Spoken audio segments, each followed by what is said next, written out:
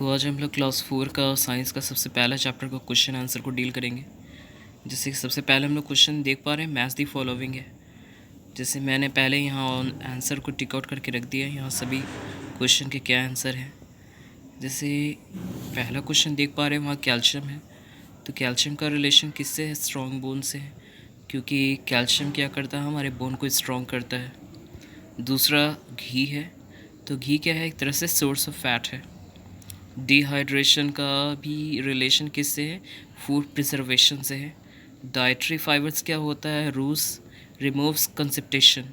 ये क्या करता है, जब भी हम लोग खाना खाते हैं तो जो अनडाइजेशन फूड्स रहता है उसको डाइजेस्ट करने में डाइटरी फाइबर्स ही हेल्प करते हैं। Over cooked food, over cook food में क्या होता है, जो फूड वैल्यू रहते हैं वो काफ़ी ज़्यादा लेस हो जाते हैं, मतलब उसमें न्यूट्रिशन की काफ़ी ज़्यादा कमी हो जाती है। इसीलिए हमें खाना बनाते समय उसे ज़्यादा पकाना नहीं चाहिए। ज़्यादा पकाने से जो न्यूट्रिशन जो रहती है वो ख़त्म हो जाता है। क्वेश्चन नंबर 2 में आता है, फिल इन द ब्लैंक्स को देख पा रहे हैं। जैसे यहाँ लिखा हुआ है कि protein help us to grow, body grow up करने में प्रोटीन ज़्यादा हेल्प करता है। Rice and wheats are carbohydrate rich food. तो यहाँ देख पाते हैं राइस भी हो सकता है, पोटैटो भी हो सकता है, शुगर कैन भी हो सकता है। ये सब क्या होते हैं? रिच सोर्सेस ऑफ कार्बोहाइड्रेट है। तीसरा क्वेश्चन है, fresh fruits and fish are protective food. तो फ्रेश फ्रूट हो गए या फिर फ्रेश वेजिटेबल, ये सब क्या होते हैं? प्रोटेक्टिव फूड्स के एग्जाम्पल हैं।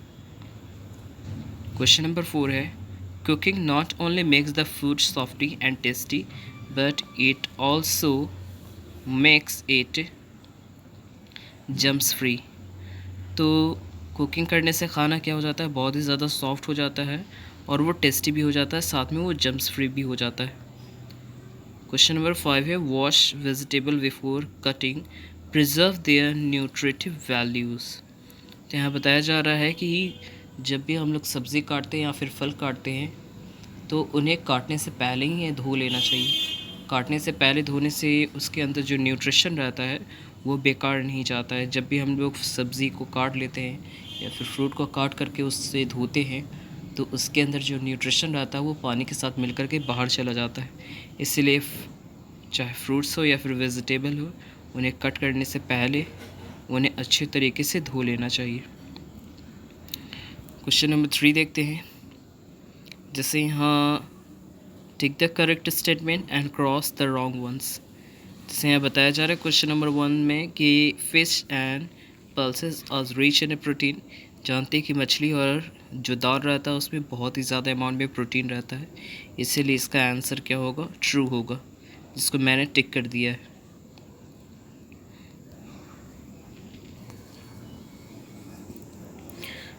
अगला क्वेश्चन है, raw vegetable and fruits are rich in source of raw fish. तो यहाँ जानते हैं कि कच्चा जो सब्ज़ी होते हैं, फ्रूट्स रहते हैं, वो काफ़ी ज़्यादा उसमें रफेज होता है, फाइबर्स बहुत ही ज़्यादा होता है, इसीलिए उन्हें सलाद के फॉर्म में भी इस्तेमाल किया जाता है। प्रोटीन प्रमोट ग्रोथ, प्रोटीन्स की वजह से ही क्या होता है, हमारे बॉडी है जो ग्रो अप हो पाता है, इसीलिए हमें फूड्स में प्रोटीन वाला फूड्स को बहुत ही ज़्यादा ट्राई करना चाहिए, उसका इस्तेमाल करना चाहिए। क्वेश्चन नंबर 4 है, water is use by body for digestion.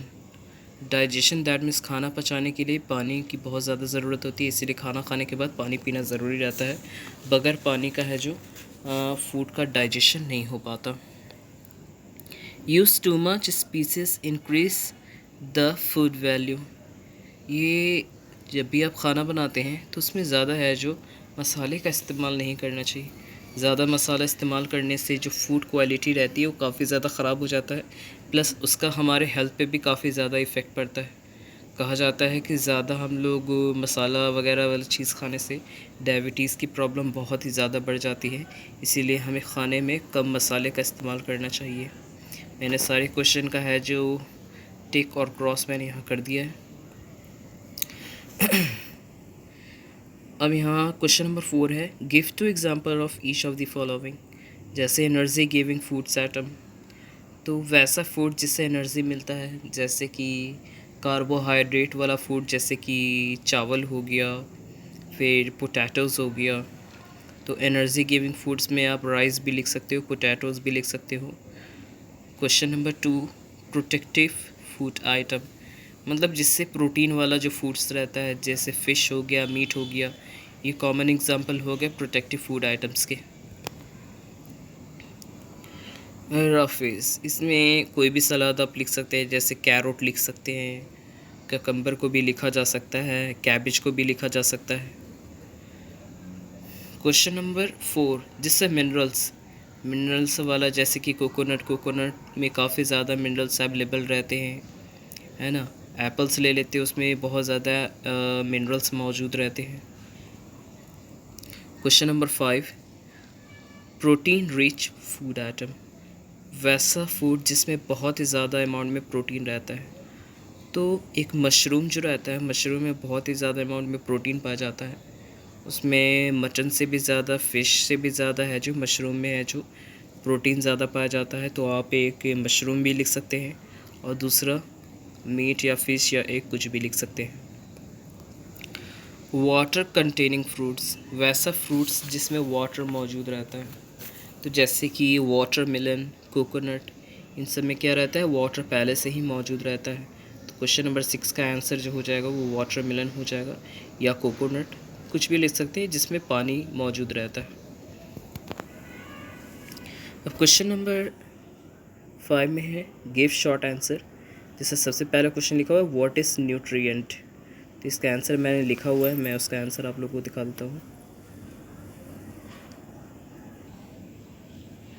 जिससे लिखा हुआ है व्हाट आ न्यूट्रिएंट, तो न्यूट्रिएंट का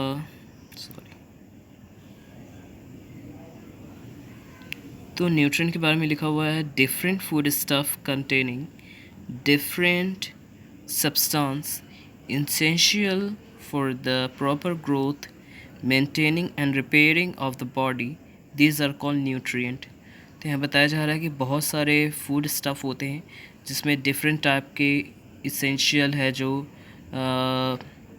सब्सटेंस, जो कि हमारे बॉडी के ग्रोथ के लिए, बॉडी के मेंटेनेंस के लिए और हमारे बॉडी के रिपेयरिंग के लिए ज़रूरी होती हैं। इन्हीं सब को हम लोग क्या कहते हैं, न्यूट्रिएंट कहते हैं, जिसको पोषक तत्व भी हिंदी में कहा जाता है। क्वेश्चन नंबर 2 है who needs more carbohydrate rich diet, तो किससे है जो कार्बोहाइड्रेट वाला फूड ज़्यादा खाने की ज़रूरत होती है।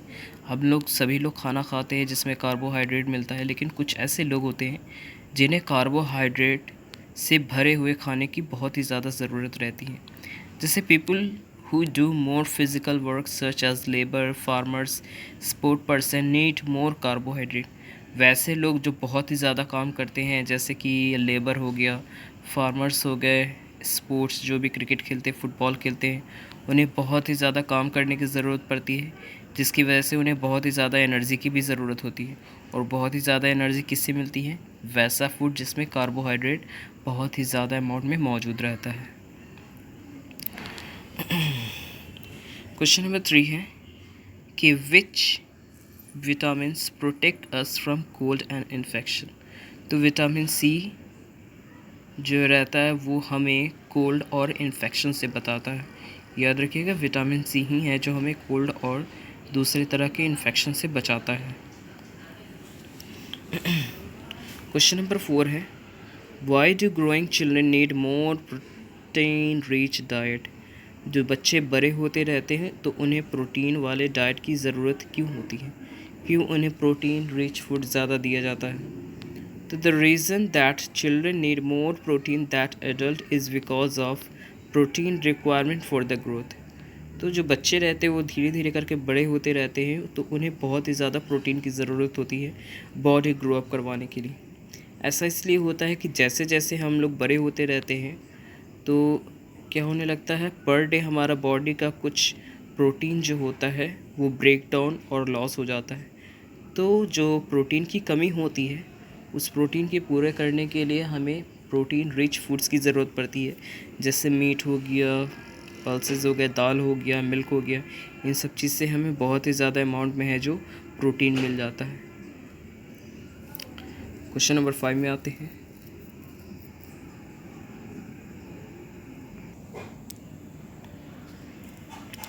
तो यहाँ लिखा है why do we need to cook food, हमें खाना को पकाने की क्यों ज़रूरत होती है। तो cooking makes the food tasty, soft and easy to digest. It also kills the germs present in the food. तो खाना को पकाने से क्या हो जाता है, खाना काफ़ी ज़्यादा टेस्टी हो जाता है, सॉफ्ट हो जाता है और बहुत ही आसानी से डाइजेस्ट हो जाने वाला रहता है। साथ ही खाना पकाने से क्या रहता है, जो भी फूड में जो भी जर्म्स बैक्टीरिया रहता है वो डिस्ट्रॉय हो जाता है, मर जाता है। क्वेश्चन नंबर 6 है what is the advantage of preserving food item, foods को प्रिजर्व करने के क्या क्या गुण हैं। तो बोल रहे हैं कि preserving of food helps in storing food for long days and use it when ever it is necessary. तो खाना को प्रिजर्व करने से क्या होता है, ये काफ़ी लंबे समय तक टिका रहता है, जब मन करे तब हम लोग इस्तेमाल कर सकते हैं। जैसे फ्रिज क्या होता है, फूड प्रिजर्वेटिंग के लिए इस्तेमाल किया जाता है, फूड को प्रिजर्व करने के लिए किया जाता है।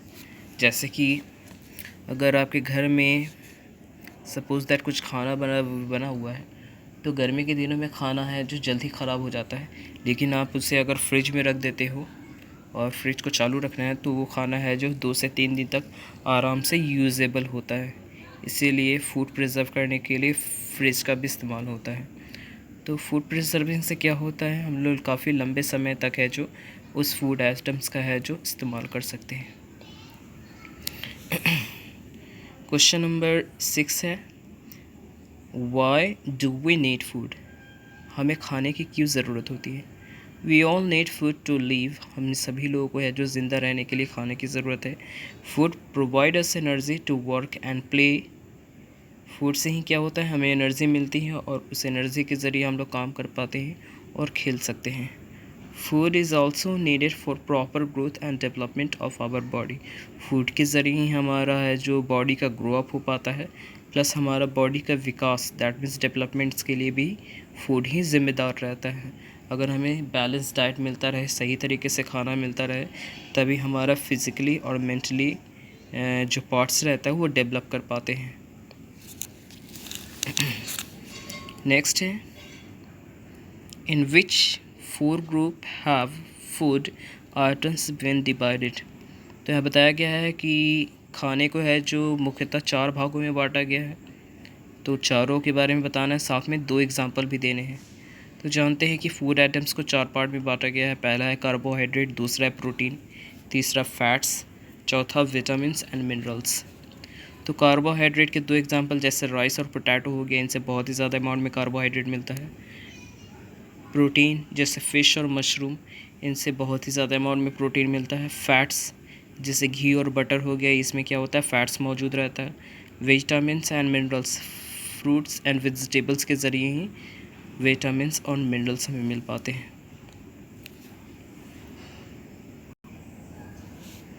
नेक्स्ट है what is balance diet, why is it important. Balance diet क्या है और वो क्यों ज़रूरी है। तो a diet which contain all the nutrient in sufficient amount as required for proper functioning of the body is called balanced diet। तो हमें जानते हैं कि हमारे बॉडी को ग्रो अप करवाने के लिए, रेगुलरली प्रॉपर वर्क करवाने के लिए हमें बैलेंस डाइट की ज़रूरत पड़ती है। तो बैलेंस डाइट होता क्या है, वैसा फूड्स जिसमें सारे के सारे न्यूट्रिशन अवेलेबल रहते हैं, जैसे कार्बोहाइड्रेट, प्रोटीन, विटामिन्स, मिनरल्स, ये सारे के सारे चीज़ें जो मौजूद रहना चाहिए, उन्हीं को हम लोग क्या कहते हैं, बैलेंस डाइट कहते हैं। बैलेंस डाइट के ज़रिए ही हमारा बॉडी है जो बीमारियों से दूर रहता है, हमारा दिमाग भी काफ़ी तंदुरुस्त रहता है, बॉडी भी फिट रहता है। इसीलिए हमें पर डे है जो बैलेंस डाइट लेना चाहिए। मतलब बैलेंस डाइट वैसा फूड जिसमें carbohydrate, protein, vitamins, minerals, fats वगैरह ये सब मौजूद रहना चाहिए। क्वेश्चन नंबर 4 है what are the different ways of preserving food. तो कौन सा ऐसा तरीका है जिसके ज़रिए है जो हम लोग फूड प्रिजर्व कर सकते हैं। तो salting, freezing, drying, pickling are the different ways of preserving food. Salting का मतलब क्या होता है, खाने में कुछ ऐसा फूड्स रहते हैं जिसमें हम लोग नमक लगा के उसको रख देते हैं, कभी फ्रीज़ में रख देते हैं। ड्राइंग मतलब सुखा करके, है ना। पिकलिंग दैट मीन्स अचार लगा करके है जो कुछ फूड्स आइटम को प्रिजर्व किया जाता है। क्वेश्चन नंबर 5 है, why should fruits and vegetable washed before cutting them. इसका आंसर है washing will help to remove bacteria. Washing से क्या होता है, जब भी हम लोग खाने से पहले फल और सब्ज़ी को अच्छे तरीके से धो लेना चाहिए। धोने से क्या होता है, उसके अंदर जो भी बैक्टीरिया रहते हैं वो उसके सरफेस से है जो गायब हो जाता है। Washing fruits and vegetable after cutting it make it loss the nutrient present on it. तो क्या होता है, अगर आप खाने से मतलब पहले ही उसको है जो जब खाने जा रहे हो और उसको काट दे रहे हो पहले और उसके बाद जब उसको धो रहे हो, तो काटने के बाद धोने से क्या होता है, उसके अंदर जो भी न्यूट्रिशन रहता है वो पानी के ज़रिए है जो बह करके चला जाता है, जिसकी वजह से उसमें न्यूट्रिशन की कमी हो जाती है। इसीलिए फ्रूट्स और वेजिटेबल को पहले धो लेना चाहिए और फिर उसके बाद है जो उसको काट लेना चाहिए। धोने से क्या होता है, उसकी बैक्टीरिया है जो डिस्ट्रॉय हो जाते हैं, बैक्टीरिया उनसे अलग हो जाते हैं और उसके अंदर जो न्यूट्रिशन जो रहता है वो भी सामान्य रूप से बना रहता है। तो ये क्लास 4 का साइंस का सबसे पहला चैप्टर का पूरा मैंने क्वेश्चन आंसर करवा दिया है।